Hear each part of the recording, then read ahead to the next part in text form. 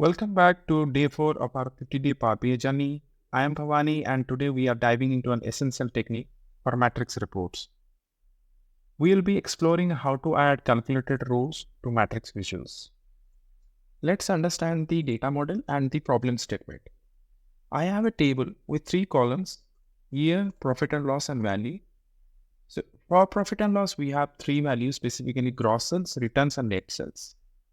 Now, if I want to draw a matrix similar kind of with this design, and I have a profit and loss column, I have the year here, and I want to see the change. What is the change from year to year?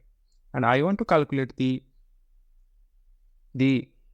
profit and loss, which is like returns divided by gross sales. To achieve this, basically, I have to write a measure. To write a measure, I have 3 conditions. First, for the total or the change column, I have to write some logic where I don't have the year column, but I have the profit and loss column so that I can calculate the values.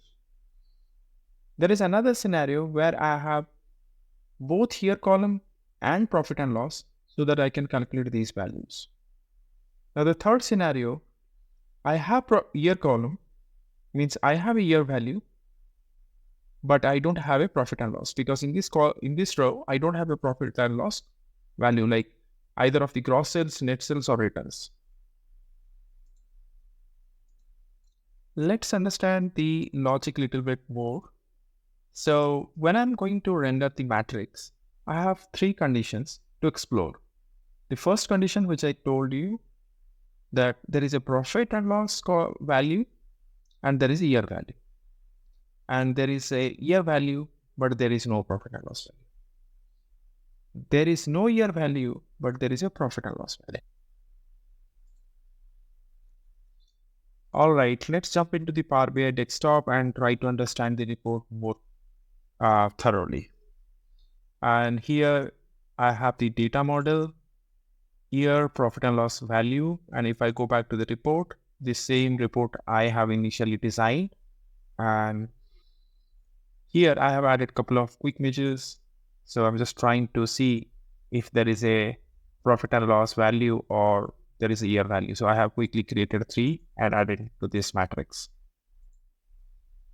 Okay, now let's go to the main matrix where I have written the logic. Now I will go to the switch condition first, which I'm going to explain.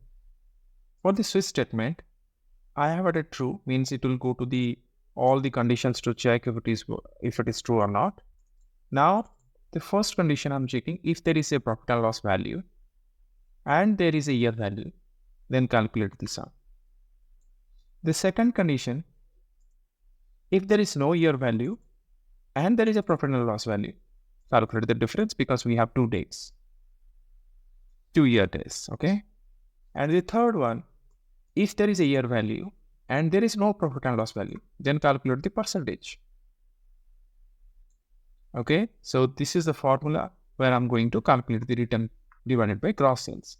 And the last one, if none of them are true, then calculate the count. Now, if I go back to the beginning of the matrix, beginning of the DAX query, right now I have taken the current year of the selected row, then current value of the profit and loss column. Then I'm calculating the value for the particular year, value for the particular year again, because we have 2 years, 2022 and 2021. And now I have the returns value, which I'm calculated, and the gross sales value, which I used inside the switch statement. Returns value and the gross sales. The last one, if none of them conditions are true, then I'm using the profit and loss count. Now, if I go back to the report to see the final result, so this is the report here.